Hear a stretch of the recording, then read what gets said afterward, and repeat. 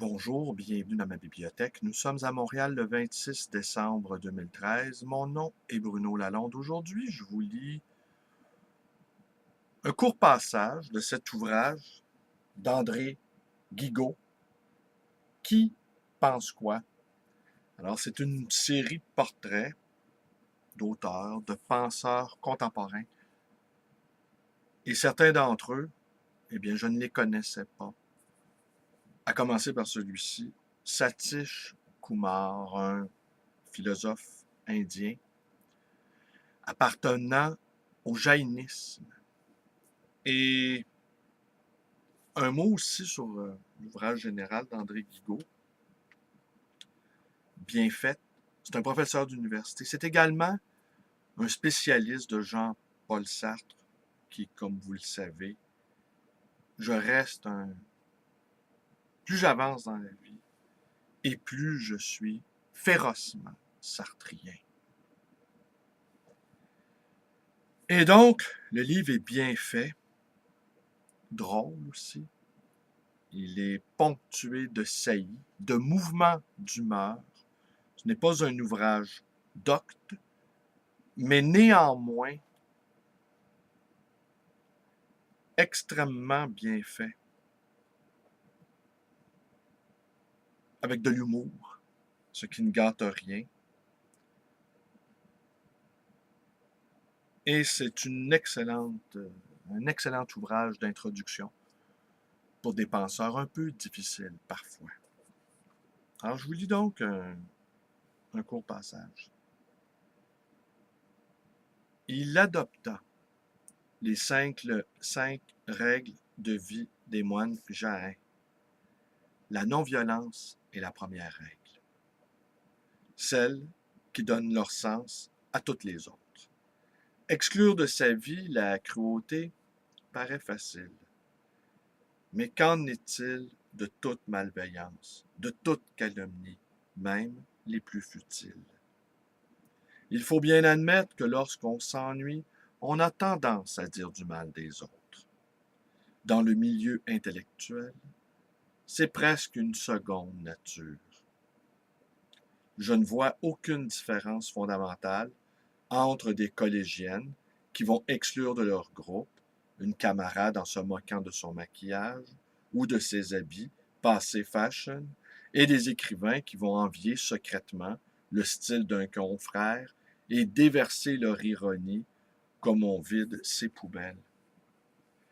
Ici, force m'est d'admettre que presque 20 ans que je fais ma librairie,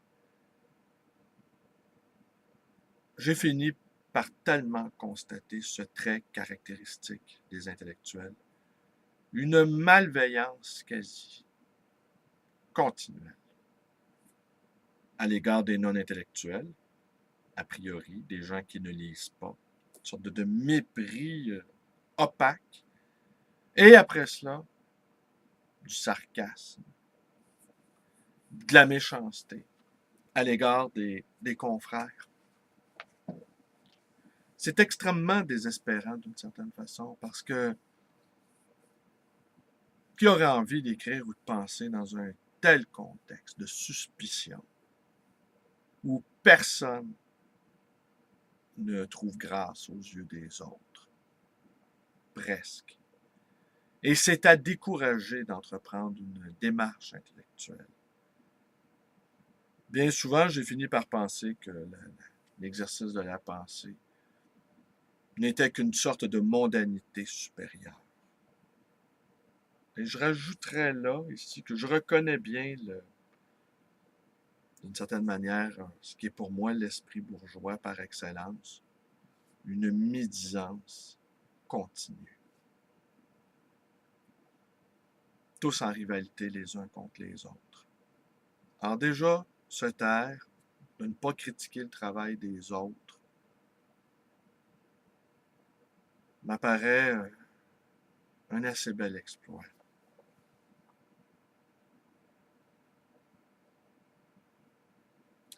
La non-violence est bien plus délicate à atteindre qu'il n'y paraît. La deuxième règle est la vérité. Les sages indiens, qu'ils soient bouddhistes, hindouistes ou jains, ne considèrent pas le problème de la vérité comme théorie par distinction avec la morale qui, elle, serait pratique.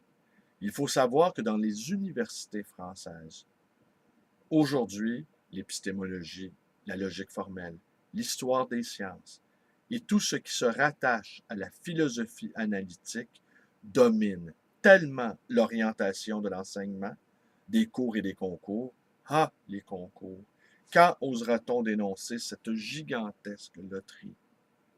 Que les questions éthiques et existentielles sont du fait considérées comme dépendantes des premières et donc secondaires. Lévinas et Ricoeur constituent des exceptions assez mal vues. La morale paraît moins essentielle, moins sérieuse, comme si elle nécessitait moins d'intelligence et de hauteur d'esprit. Dans tout l'enseignement et la société d'ailleurs, la sélection des humains, leur hiérarchie dans la société s'opère à l'école de manière systématique, rigoureuse, par les mathématiques. On a fait de cette belle discipline un service de sélection. Pour saisir l'élément monstrueux qui domine ici, il faut comparer ce que nous avons fait de la vérité avec ce que ces traditions spiritualistes considèrent depuis toujours. Du point de vue jain, la vérité est pour tous ou elle n'est pas. Elle ne sépare pas les humains, mais ne s'expérimente que par les liens qu'elle réalise. Tout ce qui divise, exclut, rabaisse, appartient à la violence, donc à l'erreur. Ne pas mentir, c'est accepter la réalité naturelle. Autrement dit, le monde de la nature dont nous faisons partie. Par exemple, s'interroger sur son statut, et non pas statut Facebook, c'est moi qui rajoute ça, son importance, n'avoir comme critère de réussite et d'évaluation d'autrui que la performance, c'est être dans l'illusion. Ne pas manipuler les autres pour qu'ils répondent à nos propres désirs. C'est également une facette de la vérité. Le troisième principe interdit le vol. Là encore, le spiritualisme indien jain, dont Satish Kumar s'inspire directement, donne une extension très large à ce mot. Ne vouloir posséder et consommer que le strict nécessaire. Établir un commerce équitable, sans quête de l'enrichissement personnel comme seule finalité de l'échange, mais vouloir le bien de tous. Le quatrième principe est la chasteté, appelée Brahmacharya. Le Brahma est l'être pur. Charya signifie demeurer. Être chaste, c'est donc demeurer dans la pureté. On aura compris ici que déjà j'ai de la difficulté avec les autres facettes de cette spiritualité jain, mais vous vous doutez bien ici que c'est plus difficile. En fait, ils sont tous difficiles, mais celui-là, ouf.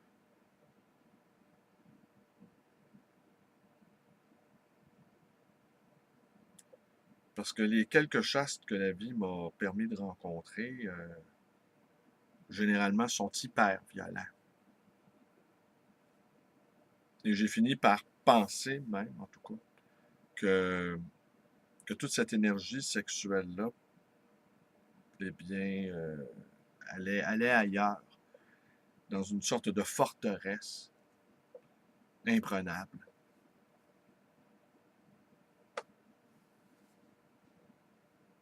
Mais peut-être un chaste, je dirais ça, bon. Quelqu'un qui aurait vraiment fait le tour de la question, quelqu'un qui aurait vraiment épuisé tous les possibles,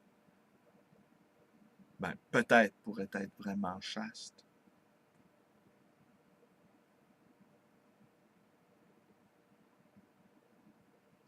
Un impératif pareil peut sembler austère.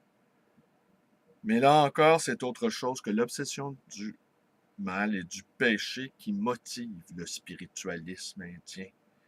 La fidélité pour les laïcs, l'abstinence absolue pour les moines, et au-delà l'interdiction de tout acte et de toute pensée visant à rabaisser ou à agresser le corps d'autrui. Ça m'apparaît à notre portée, en tout cas, à la mienne du moins. La chasteté n'est qu'une déclinaison particulière du respect d'autrui. La pureté n'est donc pas à comprendre comme un idéal ascétique qui viendrait punir le désir, nier la vie à la manière dont une certaine vision moralisatrice a pu être l'expression du ressentiment, de cette haine de la vie que Nietzsche et ses disciples contemporains, l'on pense à Deleuze et à Onfray, fustigent à juste titre. L'interdit n'est que l'expression négative d'un principe positif, le Brahma imprégnant la nature tout entière. Enfin, la simplification, constituant le cinquième principe, nous invite à renoncer, tant que possible, aux possessions matérielles inutiles, comme aux biens immatériels. On pourrait penser qu'un bien immatériel n'existe pas, puisqu'on ne peut posséder ce qu'il est impossible de toucher. Mais une telle remarque ne prouve que notre dépendance à un système de croyances matérialistes. En réalité, on peut s'encombrer tellement l'esprit en se formant à un seul système de valeurs et en dépréciant tous les autres, que bien souvent, on finit par être plus possédé par les idées que par le contraire. Parfois, certaines idées sur les autres et sur soi-même sont de véritables chaînes qui nous empêchent d'avancer dans l'existence. Et dans le pire des cas, ces idées deviennent des habitudes de pensée si lourdes et invisibles que nous les traînons comme les boulets du forçat. Cette éthique de l'allègement général du poids de l'existence mène à une forme de renoncement et de bonheur dans les joies les plus simples et les plus naturelles de la vie. Alors donc, c'était tiré de Qui pense quoi d'André Guigaud, inventaire subjectif des grands penseurs contemporains. Et bien voilà, c'est tout. Je vous remercie d'être avec moi. Passez un bon 26 décembre. Je ne sais si vous allez courir les soldes, hein, les soldes sans fin. C'est notre vie à la fin qui finit par être soldée, n'est-ce pas? Alors, mettez-vous dans une boîte et sortez de cette boîte en riant. Vous pouvez également, vous connaissez la suite, toutes les suites. Vous pouvez me téléphoner à ma librairie, 514-736-0999. Vous pouvez également me rendre visite à cette librairie d'occasion et d'ancien, le livre voyageur dans le quartier Côte-des-Neiges. Vous pouvez aussi aller visiter ma page Facebook. Vous pouvez également devenir un ami. Je consacre beaucoup de temps. J'ai coupé dans d'autres activités. Je ne lis plus les journaux, de toute façon. Je n'écoute plus la télévision et je ne regarde même plus de films. Le film, c'est vous. La télévision, c'est nous. Et donc, je consacre beaucoup de temps sur ma page Facebook. J'écoute la musique que vous postez, je lis certains articles que vous postez, et certains statuts sont franchement amusants ou franchement intéressants. Donc, voilà. Et quoi d'autre? Ouais, ma chaîne YouTube. Merci, bonne journée à tous.